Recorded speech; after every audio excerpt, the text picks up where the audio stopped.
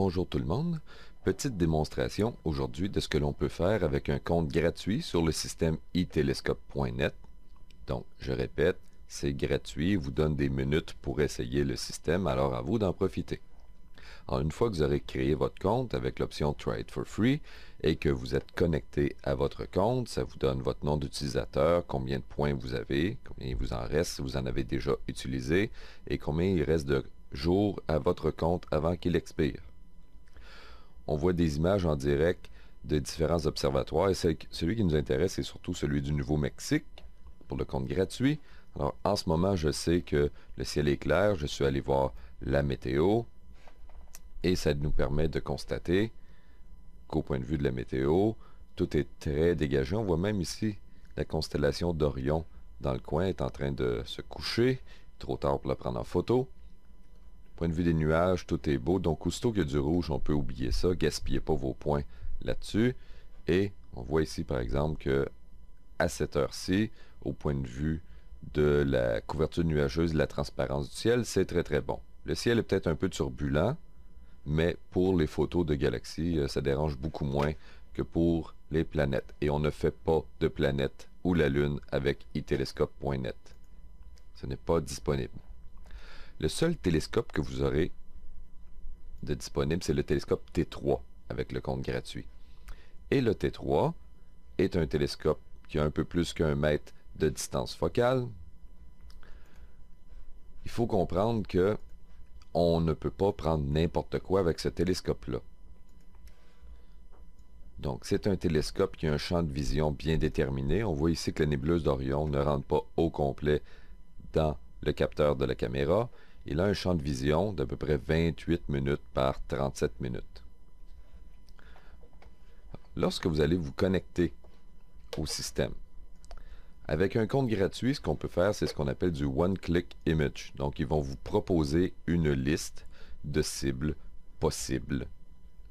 Mais il y en a, premièrement, qui ne sont pas très intéressantes de gaspiller vos minutes là-dessus. Donc, M40, c'est juste une étoile binaire. N'allez pas gaspiller vos minutes là-dessus. Les amas globulaires, ça peut être très intéressant. Galaxies.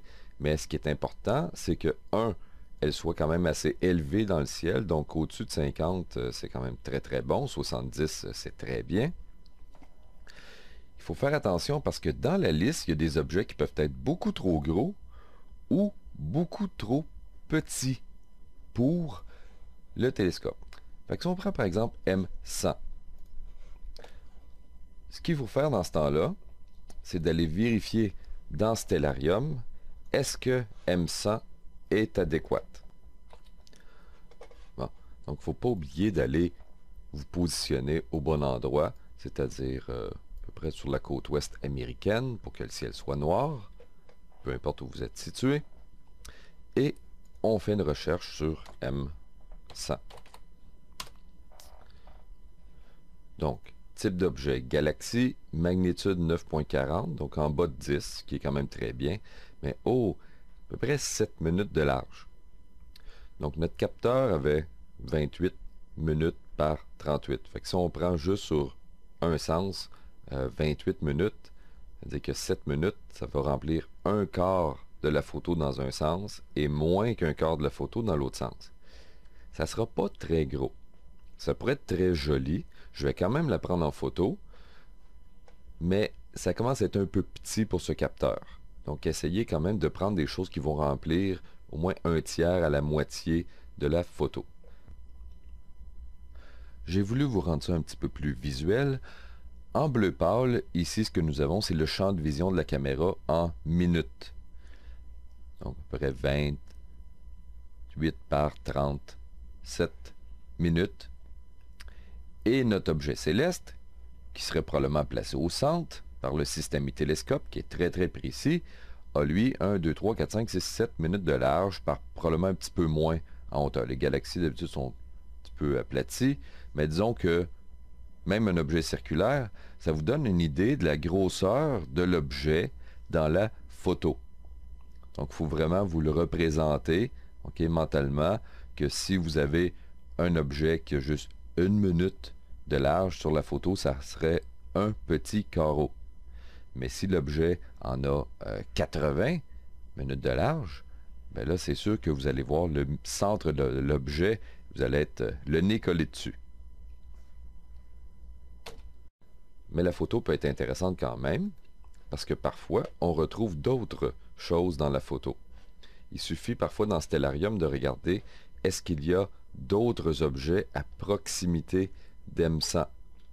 Et dans ce cas-ci, il y a quand même des sujets assez proches. Il peut y avoir une autre galaxie, par exemple ici dans la photo, ainsi qu'une autre ici, qui vont paraître peut-être un petit peu. Alors, on va l'essayer.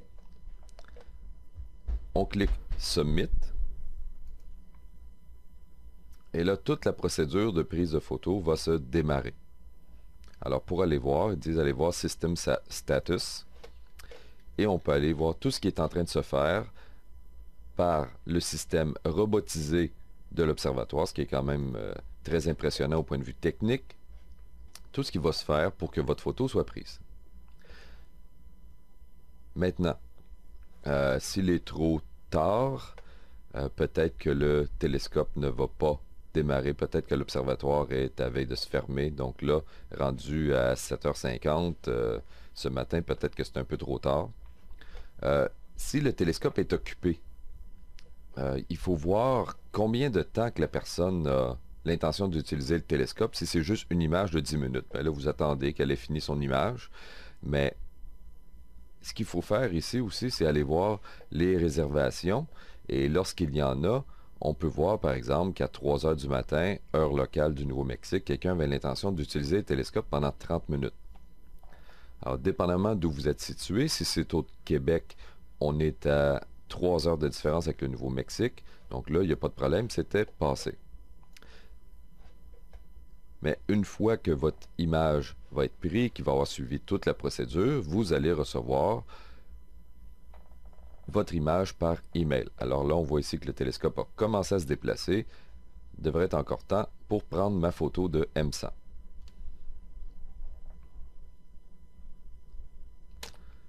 Donc, juste un petit rappel, pendant que tout ça est en train de se prendre en photo, on essaie de prendre un objet qui est assez gros pour paraître dans la photo et ni trop gros qui va remplir la photo au complet. Il faut faire attention, il y a des choses qui sont très très grosses.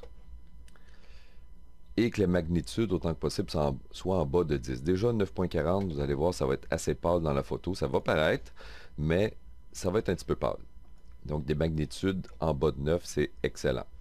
Donc à vous d'aller choisir un sujet approprié. Les choix vont changer selon l'heure à laquelle vous prenez votre photo. Il va toujours choisir des choses qui sont au-dessus d'un certain nombre de degrés. Donc on voit qu'il n'y a pas de choses ici à 20 degrés d'élévation. Une fois l'image terminée, ce que vous recevrez par email, c'est en plus de votre photo, toutes les images qui montraient les conditions météo, ainsi qu'une photo du ciel au moment où vous avez pris votre photo. Et voilà, ça c'est M106 que j'avais pris plus tôt. M100, il y a eu une interruption du service, il était rendu un peu tard, l'observatoire s'est fermé, donc j'en avais pris une un peu plus tôt au cas. Donc on voit la galaxie M106, en plus d'une autre galaxie ici, juste à côté. Donc il se peut que vous ayez plusieurs objets célestes dans une même photo, même en basse qualité avec le compte gratuit. C'est quand même impressionnant.